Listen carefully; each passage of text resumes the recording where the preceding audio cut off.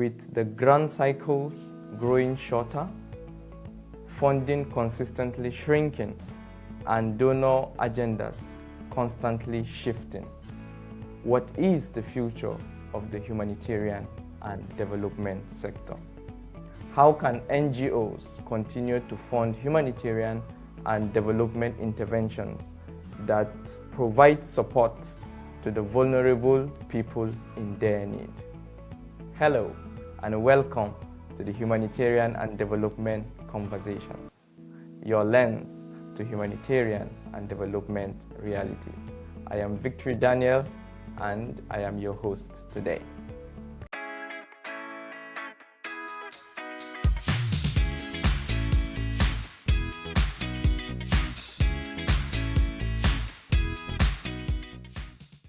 In today's episode, the conversation dives into the most urgent question facing NGOs today. How do we build organizations that are fit for the future for lasting impact? And I am excited to have the extraordinary Ali Al-Muqdad, who is the author of the #1 bestseller in philanthropy and charity on Amazon across Germany, Switzerland, and widely read in so many countries across the globe.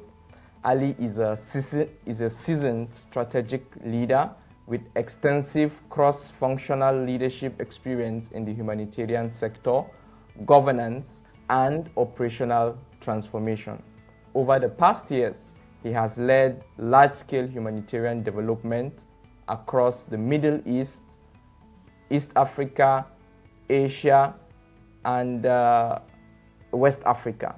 And he has led some of the world's most complex crisis environments. He has held senior positions within the NGOs, the UN organizations, and also the Red Cross, Red Crescent movement, donor institutions, and he has overseen operations and strategic planning both at the field and global level. He is also sitting on the board of directors, both for NGOs and NGOs, and he is a recognized advisor on governance and operational efficiency. I am so happy to have him here today with us. Hi Ali, you are welcome to the Humanitarian and Development Conversation series, and I am delighted you are our guest today. Thank you for accepting to be part of this. Before we proceed, Ali, tell us a little about your book, The Quantum Humanitarian, that is the #1 bestseller in philanthropy and charity on Amazon. This is a must-read for all humanitarian professionals. Ali, please tell us a little about it. First, thank you so much, and it's really great to be here. I want to add to my bio and what you mentioned about me, that I had the pleasure to work with you and collaborate with you. We were together in Nigeria, and we've been communicating and collaborating since that time. So it's a great pleasure to work with you and continue this journey with you. Quantum Humanitarian is my reflections, and it is also my way of sharing messages that I have. I like to consider it as a love letter to those frontliners, to those who are in the field, to those who are trying to make a difference and a positive impact. And I also consider it a challenge. It's a challenge to institutions, to leaders, to reimagine how we work, to lead with presence, to lead with care, and to work together and support each other to achieve that positive impact. To be totally transparent, when I wrote Quantum Humanitarian, I was writing a larger piece, or I don't want to call it a book. I was writing my reflections and thoughts, and that project been for around 2 years.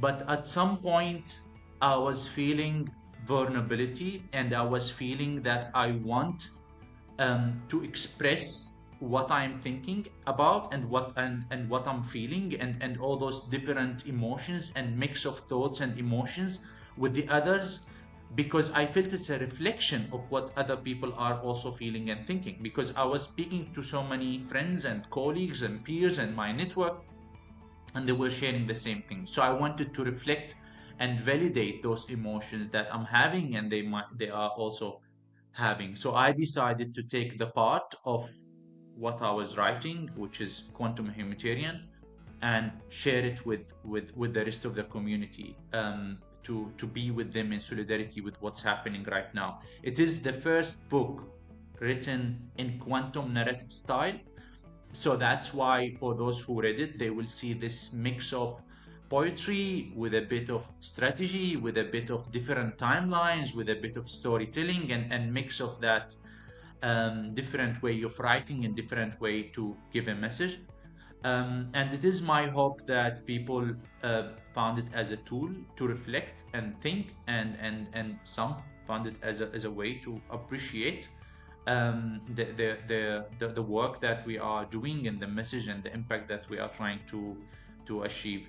I have received so many messages, so many reflections, so many thoughts, and there are so many people reach out, they read it, and they share with me how it impacted them, um, which is also making me feel, yes, proud that it managed to reach those people and speak to them, but also humble with the way it spoke to so many people. But I feel it comes with responsibility, and I really hope that many people will also share their stories and share their thoughts, and it's okay to be vulnerable and be open about the challenges and the issues that we are facing in the sector. And it is also one of the key things that I hope this podcast, with other podcasts and webinars and articles, they could achieve, which is speaking the truth, uncensored conversations, and try to speak from the heart and work together as a community.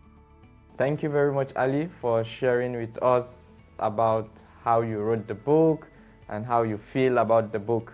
This is a must read for all humanitarian professionals. Please go on Amazon and grab your copy now. You need to take a look at that book. So, Ali, we are going to dive into our conversation for today. And Ali, I have seen you written articles, or I have seen some of your articles, and I have listened to you talk about the future of the humanitarian and development sector. You are very passionate about that when you write and you talk about the future of the humanitarian and development sector. In one of your articles, I remember you said that the traditional humanitarian system is failing, and organizations can't fund the future of humanitarian work with the tools of the past. Ali, please tell us, why did you say so? That NGOs cannot fund the future of the humanitarian work with the tools of the past? What is the current reality? And why do we need new approaches or models in working, especially looking at the future of the humanitarian sector? So what I'm trying to say in my conversations, in my articles, in my work is simple. We can't keep applying yesterday tools to today's realities and expect them to build tomorrow's solutions. That doesn't work.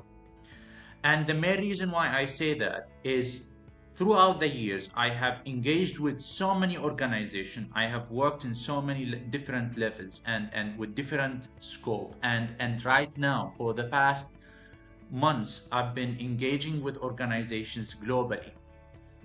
And I have seen how the system, the aid system, the humanitarian system is failing them. And while I am optimistic on the long run, strategically, I'm optimistic. But when it comes to the current situation and the present, I'm realistic. And when I look at the present, what I see right now is a sector in a crisis. And for me, I don't want to waste a serious crisis. That's why I try to advocate and support and guide organizations and individuals to look at new ways of working and leading and operating. So, from my perspective, the aid system or the overall humanitarian system is organized complexity, which means there are different networks within that system. NGOs, civil society organizations, donors, and different institutions there. We have governments, we have different groups like non-state actors, armed groups, etc. We have the media, we have trade, we have so many different networks and so many different things within that ecosystem, and they all interact together. So it is complicated, but it's organized, and that's why I call it organized complexity. So the main reason why I'm saying that is because if you look at the humanitarian sector right now, you could see how we are affected by different things. If there is a political shift, it affects the sector. If there is economic situation, it affects the sector. If there is media trends or etc., it affects the sector.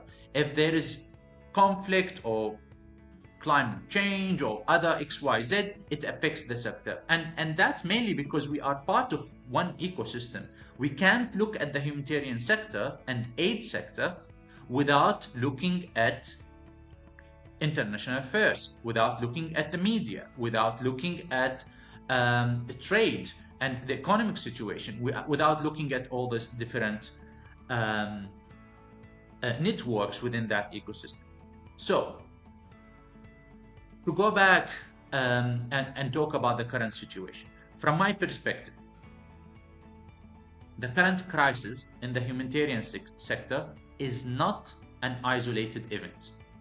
This didn't happen with USAID cut and with other donor cuts. This crisis been ongoing, unsolved challenges and unsolved issues that they've been facing the sector until one day they came together and we had that event, and then we faced all those different challenges suddenly at once. But this is not an isolated event. It's mainly unsolved challenges. They've been coming together throughout the years, and those challenges, they came to organizations at different shapes: governance and structure, operational challenges, challenges with our processes, financial limitations, human resources, and many others. So the main reason why I said the organized complexity and those different unsolved challenges is to take you to one conclusion, which is we are operating on the edge of chaos. And that means that it is part of the ecosystem. If you look at the past 2 years, we've been facing extreme funding cuts from many institutional donors. If you go back a bit further, COVID-19 crisis. If you go back a bit further and from that time come to the present, we've been always facing ongoing access crisis. So when you look at all those different challenges and limitations, you will realize that, wait a second, this is not a new thing. We've been always facing crisis and we've been always facing challenges. And that takes me to the conclusion and what I'm trying to say, that we are operating on the edge of chaos. And that means that our models, our standards, our processes, the way we think must fit that reality, which is the edge of chaos. And we must think about models and tools and ways of working that could help us to adapt to whatever might come. And from my perspective, the majority of international organizations and national organizations are still using models that built decades ago, project-based, contract-based, grant-based, donor-driven, compliance-heavy, and that doesn't fit a sector that operates on the edge of chaos. So that's why I keep saying, when you look at that organized complexity, the different networks that operates within that ecosystem, and then you look at operating on the edge of chaos and the current crisis, you come to the conclusion that we must rethink our models, because what was working in the past, barely working in the past, is not working right now and will not work in the future. Thank you very much, Ali, for giving us insights on the current reality and why we need new approach, new models. Because I hear you clearly when you say all processes must fit into the reality.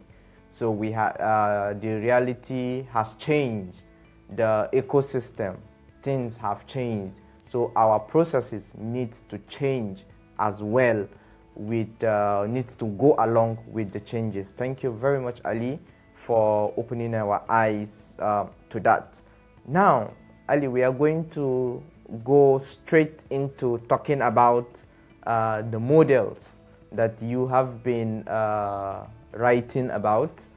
I want us to start with the NGO Hyper-Model. In fact, and this is for me, this is the crucial part of this discussion. Ali, can you break it down for us? Let us know what is the NGO Hyper-Model, what is it about, and then what are the advantages, and how can an organization really implement or practically adopt the NGO Hyper-Model? So, so before I go into the details, I want to say that all those different models and the things that I'm going to share today regarding the models, they are coming from experience, that they are coming from my conversations and my engagement with different organizations in different locations, and they came as a possible solution. So it's not something that I only read about or wrote about. It's something that I have been experiencing firsthand, and I have been learning on the go, like on let's say on the job. And that's why, like, they are coming from examples, and then I try to explore what to call it, or how it could look like. But I want to clarify something. The model is not the goal. The model is what helps you to achieve the goal. So it's very important to keep that in mind for all the leaders, all organizations, all institutions. Please keep in mind, the model is not the goal. The model is what helps you to achieve your goal.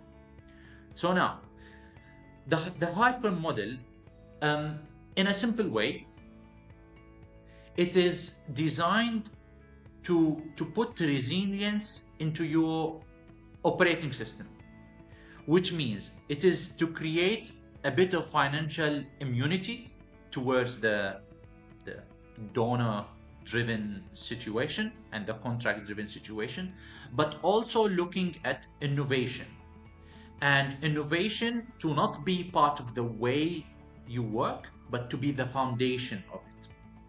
And of course, it's driven by first principle thinking, which means go back to the basics and build from there. So there are several models, hyper models. I'm going to mention a few things and maybe give some examples for some of them. The first one, which is very interesting, it is, I didn't actually know what to call it, but I call it the financial immunity, where you design a model within the organization that is built to deliver social services like social impact, but also explore income systems. So it goes beyond the grants, it breaks the funding cycle or the funding trap, and the organization generate income through different ways. And When I was working with different organizations on creating this income streams within their financial situation, I realized that actually there are several countries where there is a legal registration that fits that. So there is something called CIC, which means company, um, community interest company, which is um, um, an organization that has the community interest in heart. It deliver the social good, but also generate income that could help the organization. And I found that in different countries. I found it in several countries in Europe. I found that in the UK, and that's exactly where they call it CIC. I found that in some locations and some countries where they call it something else, but it's there, like Kenya.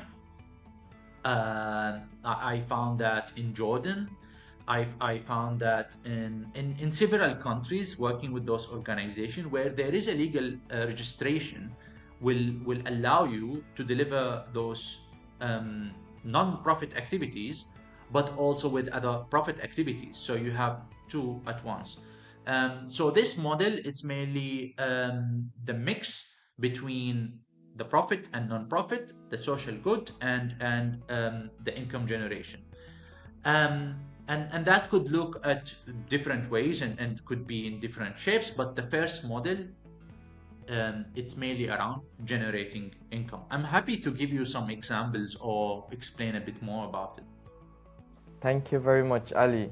I am. It is so interesting when you say that it's not just models that you have read about or you just talk about, but you have experienced it firsthand. You have implemented this model, and I like the way it combines most of the approaches that really ensures maximizing the resources you have, and while giving the maximum impact, things like innovation, first principle thinking.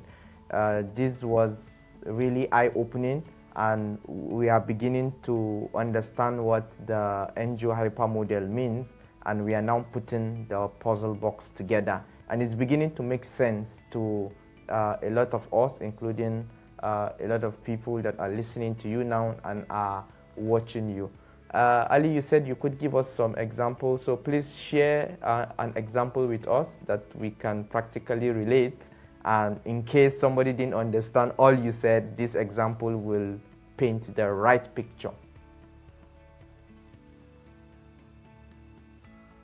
Yes. So this model, it also, like, as I mentioned, it comes through different shapes. It's very good for local organizations. It's excellent for local organizations.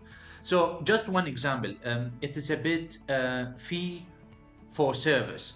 So I was working with one organization, and what they are doing is they have different programs.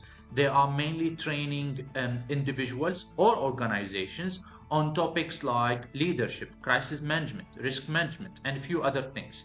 And they take income, they take money from those organizations or individuals that receiving those services. And that income they receive from those individuals or organizations, they take it and they put it in projects. Could be a community center, could be advocacy campaign, could be procuring kits, could be covering their operational costs, could be anything else. So it is mainly around providing a service, and that service generate income. The organization take that income and then use it for something else. That's one example, fee for service. Now the other one, which I found super interesting, it's like around membership and subscription. So there is this organization. I had long discussion with them. What they do, they have spaces. They have something like a center, and in that center they have desks, printers, XYZ, and they provide something like a workspace for those, let's say, students, entrepreneurs, etc., etc. They could go, they could use the services they have for subscription or membership. And then they take the money coming from that membership or subscription and then they put it into project. Another example also around that is an organization that I find super interesting. They have like spaces where it is like a playground, and individuals, especially young adults or people in the community, they could go there and they pay a membership to access or fee to access those facilities, and then the income generated from that goes to projects or covering operational costs or other things. And there are so many examples. Like there is one organization that I'm guiding right now on how to translate that into something a bit simple, straightforward, and people could access it, which is their online platform. So you go to their online platform and you could buy several things they have, service or product, and the money generated from that goes to their social good or projects that aims to support community. So there are different shapes and ways to have different ways to generate um, income. And actually there are several organizations that I received requests from them where they wanted me to deliver a service like a training or a workshop or something like that, and the income they could get from those trainings that I could deliver is something will go to their operational cost to cover them from operational side. So I think there are so many ways where organizations are experimenting how they could generate income and use it for social good activities, either the fee for service, either or the membership, subscription, or selling products or services. Keep in mind that again, this is the mix between profit and non-profit, and it is the mix between the the designing programs to support communities and designing activities or programs to generate income to support you, to support the communities.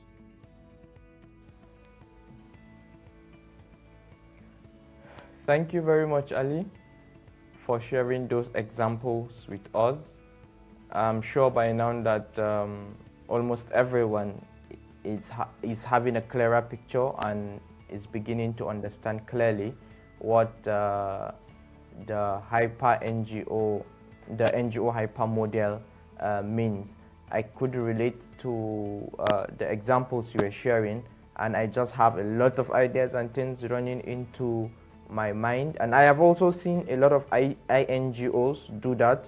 I know an NGO that I worked for in the HQ.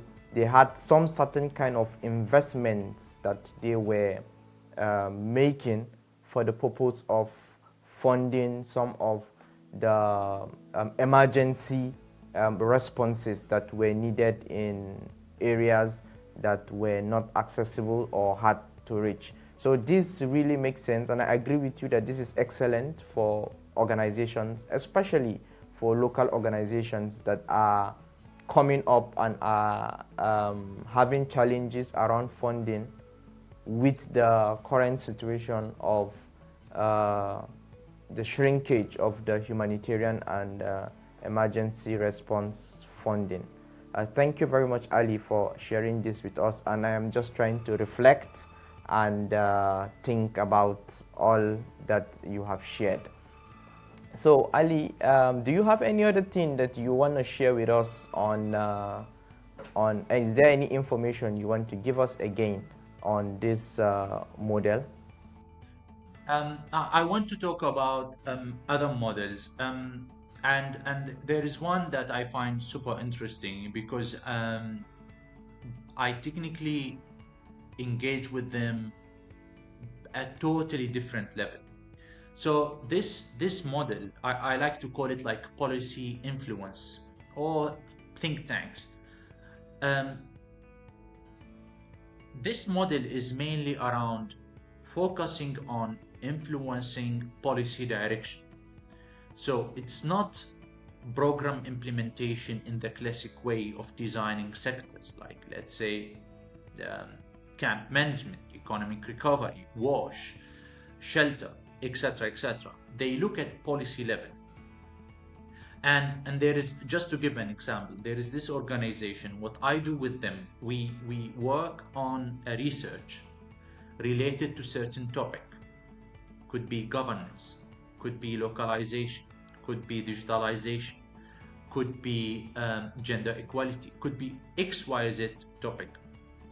And then after doing that research, we do an overview of the research, and then we start engaging with diplomats or policymakers, and sometimes universities and others. And then we have several meetings or different ways to engage, but I was part of meetings where we present our findings and our recommendations.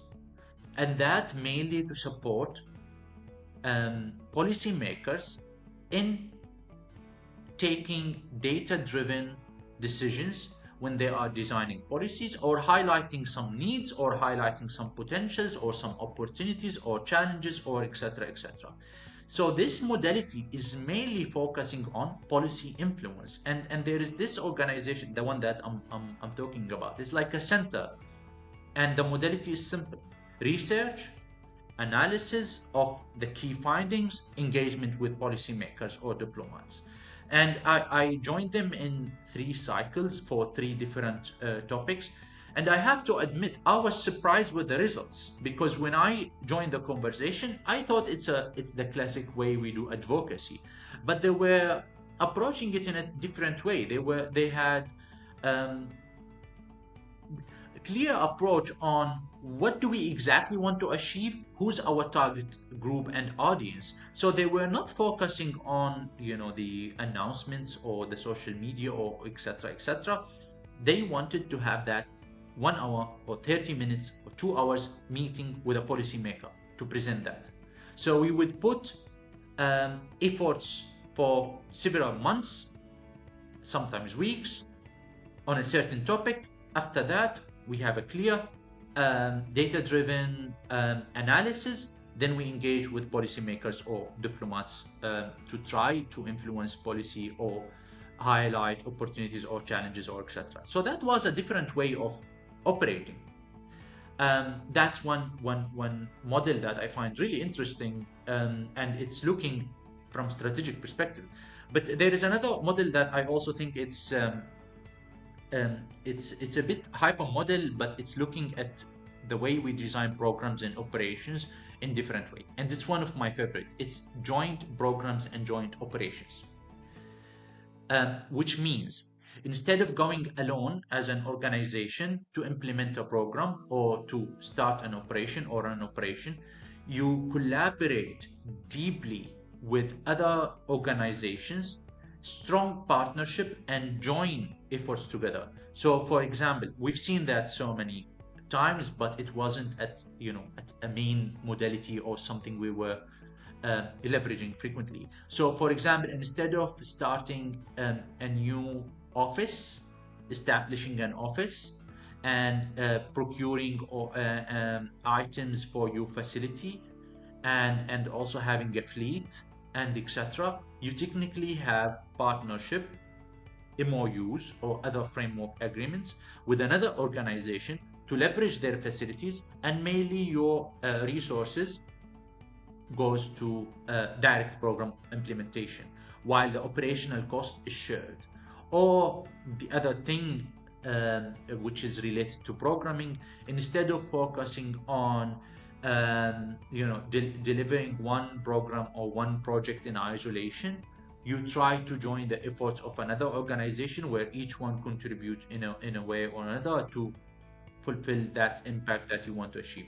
And here I'm not talking about the area-based intervention, I'm not talking about multi-sector intervention, I'm not talking about consortiums, I'm talking about something stronger that has all of that together.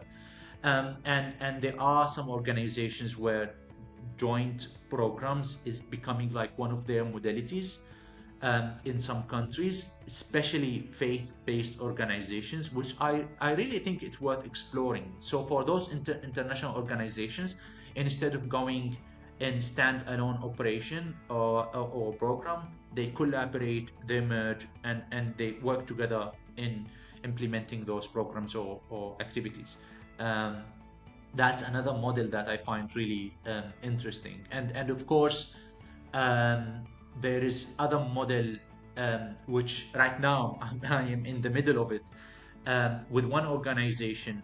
I'm working with them to shift to fully volunteers based organization where all the individuals and the resources that they have in countries are volunteers. So they are not full-time employees, they are volunteers. So they are shifting toward volunteers-based model where people are joining to support in activity, in a project, or in their capacity in different ways as volunteers. And of course, there are focal points that they are full-time employees, but it's purely driven by volunteers. And that organization decided to go back to the start, to how the whole sector started when they were all volunteers, to how organizations started as volunteers, and built from there. So there are different models and different ways to look at optimizing resources and rethinking governance and rethinking how we deliver programs and operations. And those things that I highlighted are one of the key things that I'm seeing on daily basis implemented by organizations in different countries in different ways. And they are just trying to break that grants driven, donor driven, compliance driven, and that outdated way of models and financial situation. That's why I call it financial immunity.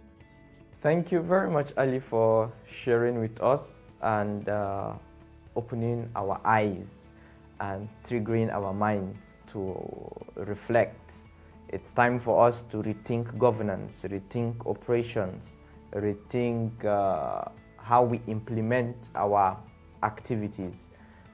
This was really, really useful, and it's important for us to adjust ourselves to the realities that we are in right now so we can achieve the goal, the impact which we are meant to achieve. So this reminds me of what you said, that the models are not the goals, but it helps you achieve your goal. Our goal for saving lives, our goal for making the world a better place, our goal for alleviating poverty, our goals for building resilient and sustainable communities. For us to achieve this, we must begin to rethink governance, operations, how we work, and the structures within the ecosystem of the humanitarian and development sector. Now, Ali, I would want you to also talk about this other model. There's this model that I saw, the impact investing model. I would like you to throw some light on that so we can have an understanding on what that model is. I like how you said it, rethinking our models and all that, and that's why when I speak about impact investment with some organizations, I say it's not just a new model; it's a new mindset. It's a new way of thinking how we deliver the social good or the supporting our communities. The idea is simple: generate both social good and financial return. And this is not about funding activities, it's about investing in outcomes, investing in impact. So this means NGOs could co-create ventures like education, some climate solutions, maybe health platforms, and others that they could sustain themselves. So by finding an investor who could invest in the outcome or the impact that you want to achieve, like education enterprise or climate solution or health platform, you achieve two things. One, the social good, the positive impact of having those, um, let's say, facilities or platforms or projects. Two, there is a financial return that goes to the organization to sustain those, but also to the investor. So this means looking at partnerships beyond just reports, contract, grant, toward measurable impact and breaking the financial limitation that we have in organizations. So this is just an overview of what does it mean. Um, so just to give you three key things that I think there are also part of it, and they came while I was supporting one organization in pitching a project to an investor. So there were three key things. The first one was innovation, and the innovation, we made it clear in that project, and it's very important to make it clear in impact investment in case you want to secure that investment, is that innovation is not part of what you do. Innovation must be the foundation of what you do. So it's very important that you look how you are going to innovate in the way you are operating and designing the project. Because remember, here we are not talking about emergency response. We are not talking about life-saving activities. We are talking about things that they go into a bit more recovery, stabilization. We are talking about education. We are talking about other ways of implementing climate solutions and health programs and all that. So you must remember that for that investment, you must look at innovation as foundation. Number two, and it's one of the things that the investor said, how do we scale? So scaling is very important thing to keep in mind, because you want to achieve the social good, scaling that and making sure that the investor is seeing safety in the financial returns, because the investor is not only entering this and supporting for the social good, is also entering this for the financial return. So scaling is very important pillar. Number three, which is mainly around the market, and do you fit within that market? Because remember, this is not the classic way of designing a social good program. It's not the same way you design a project. So here you have to understand the market from economic situation, from financial situations, and understand exactly how you are going to generate the income so that you could have that financial return. And one additional thing I have faced in so many conversations with impact investors around competencies. So of course they all asked about innovation, scaling is key and the market, but they all also wanted to understand the capacity. And the question is straightforward. Your organization, is it competent to implement that? Yes or no? Your team competent to do that? Yes or no? They want to see the confidence in the organization and the team to deliver those projects and activities. So I think it's very important to, when thinking about impact investment, remember it's not a model, it's a new mindset. And remember, it is to generate both social good and financial return. And that financial return has the objective of sustaining what you are trying to do and providing the financial return to those impact investors. But one of the key things that I saw, and this is not a new model, it's been implemented in different places. It is it's one of those, like those investors, they are really interested in finding climate solutions in that way. And I have seen several projects where an investor will support an organization in producing and distributing solar panels, for example, or ways so that households or communities, centers, etc., they use solar panels or electric vehicles in some locations, etc. And they invest in that organization that's going to produce and later distribute those items, because they know that it is supporting um, the climate actions efforts, but it's also generating revenue, and there is income that could be translated into financial return that goes to sustaining those production efforts, but also goes back to the investor. So all those climate solutions, one of the attractive projects. Another one is the education enterprise. There are so many um, centers that I found in different locations where investors, they will support in launching a center, education center or learning center, where that platform will provide different education services. So it is supporting social good, but then it has a fee or let's say contracts with different service providers, where it could also generate income and have financial return. Um, Adding to that, there are very important things to consider while looking at all those different ways, which is the partnership with that investor is a bit different. So here, the investor wants to see how you are going to have that financial return. The investor wants to see how you are measuring your impact and outcome, because again, as I said, it's not investing in activity. It's not about funding activity. It's about investing in the outcome, in the impact.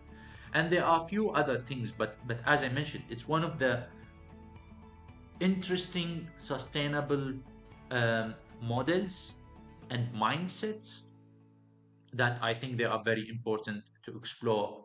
Um, I had a recent experience where I was part of conversation between one organization and one investor. I was supporting in finalizing some of the documents and a video that we had to share with that investor. And I think one of the interesting things that I found in the process, that the program design was totally different. So we were working on something called governance as a service platform, which means an online platform that provide different governance services and different services like digitalization and optimization of processes and a few other things for different organizations, where we wanted to support civil society organizations, voluntary teams, and individuals to receive those different services, but there is a fee, and that fee could support in having that income and the financial return. And as I mentioned, the key pillars in that conversation were innovation, scaling, market, team competency. It was totally different way of submitting a proposal. It was totally different way of conversation, totally different way in the engagement with a potential partner, and different way of looking at projects and designing. So I think that's why I say it's a new mindset, and I see so much potentials um, for local organizations and local actors to explore not only the impact investment but also the other models, because for international organizations, it takes time, and we could see how international organizations, it takes them ages to make a shift, and because of the organized complexity in those organizations, it's a bit challenging to rethink a model or a program or a project. But local organizations, they still have that flexibility, the way they could experiment and the way could look beyond the classic way of operating. So I think there are so much potentials when it comes to impact investment and all the other models. And again, I don't think it's the solution, but it's part of the solution. One model is not going to be the solution, but it's going to be one of the things that could support us in finding the solution. Wow, thank you, Ali. Uh, I, I can understand clearly, and it's getting, my vision is getting clearer, and my understanding is opening and becoming better. This, just like the name is, impact investing. It's about impact and social. It's about social impact and investment side by side. I know there are organizations that practice this model, but it's not very common within the humanitarian and development sector. And I've heard some few people challenge putting investment and social impact side by side. But this is critical looking at our reality. We must make changes and adjust to these realities. Thank you very much, Ali, for sharing this with us and giving us examples, like practical examples on these models. And I took note of what you said at the end, where you said that right now one model might not be the solution, and one model is not fit for all. But putting in different models in place can help us achieve our goal. Thank you very much, Ali. Sincere appreciations to you for enlightening us and triggering our minds to reflect on the reality of where we are now and the future of humanitarian response. I will encourage all our viewers and those listening, please like this episode, subscribe to my YouTube channel so that you can easily access all the episodes of the humanitarian and development conversation series and other relevant videos. Please share this with stakeholders, with leaders, executive directors of NGOs, chairmen of boards, chairmen of CSOs, coalition of organizations. They need to see this. They need to be part of this conversation, because they hold the key to making decisions that will determine the future of humanitarian response. So please share with key stakeholders that need to be part of this conversation. If you have any question, or you need clarification, or you want to connect more to have discussions with Ali, you can use this comment section or send me an email on the email on your screen, podcastwithdrnansel@gmail.com, or you can reach out directly to Ali on his LinkedIn page at Ali Al-Mughdad. And Ali is very simple, and he will definitely reach out. He will respond, when you reach out, and he can provide you with clarification or answers to your question. You can even send feedbacks to him directly. It was an insightful and engaging conversation with Ali today. So Ali, is there any call to action for leaders? Is there any call to action for the senior strategic leaders at the helm of affairs, where decisions are made concerning our current reality, the models we discussed, and the future of humanitarian response, just before you go? I want to say to all leaders and institutions and the others within the humanitarian development sector, if your NGO has a structure that only works when money comes from donor, you are not running a mission. You are running a countdown. And if your structure only works when the donor is supporting you with money, you don't have a strategy. You have a survival tactic. And in that situation, you are one budget cut away from collapsing. So my message to you: reflect, think, discuss, have a dialogue, speak to others, go back to first principles and build from there. It's okay not to have all the answers. many in the sector. I have met so many leaders who are struggling in finding the solutions, who are struggling in finding all the answers. And what I tell them, that progress is not a straightforward line. Sometimes it's zigzag. Other times we need to take few steps back so that we are able to take steps forward. So remember that progress is not clear direction. Sometimes it's a zigzag and sometimes you are going to struggle. And that's one of the ways that you are going to find solutions. But the key thing is to remember, when you are thinking about all those models, the model is not the goal. The model is what's going to help you to achieve the goal. I hope that the participants, policymakers, leaders, the wider community in the sector found this conversation insightful. I encourage them to think and reflect and reimagine.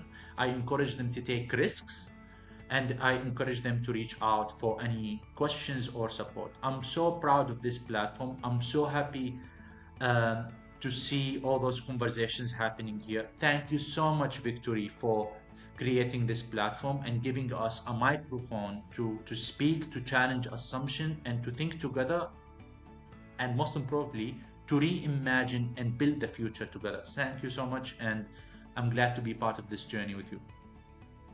Thank you very much, Ali. It's always a pleasure to have you on this platform, on the humanitarian and development conversation.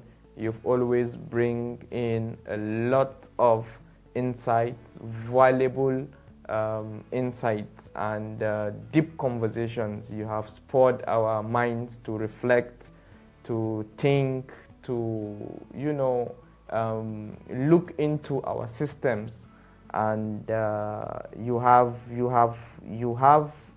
been a source of encouragement, and not only encouragement but also a source of I'm looking for the right word to use, where someone makes you rethink your purpose and rethink the approaches to achieving your goal. That's what you've done, even with your book Quantum Humanitarian.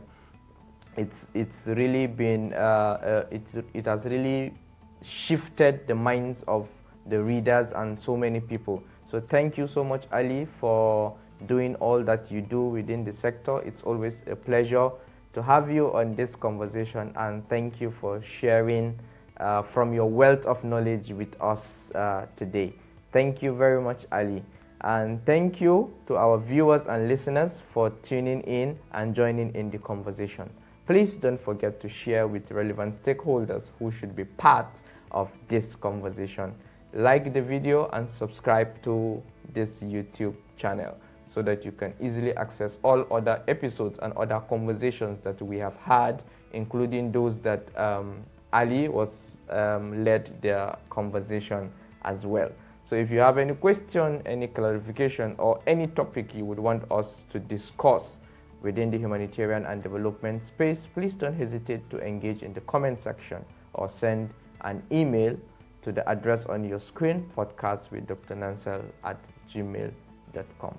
Thank you for tuning in today and for joining. And thank you, Ali, once more for sharing your insights with us.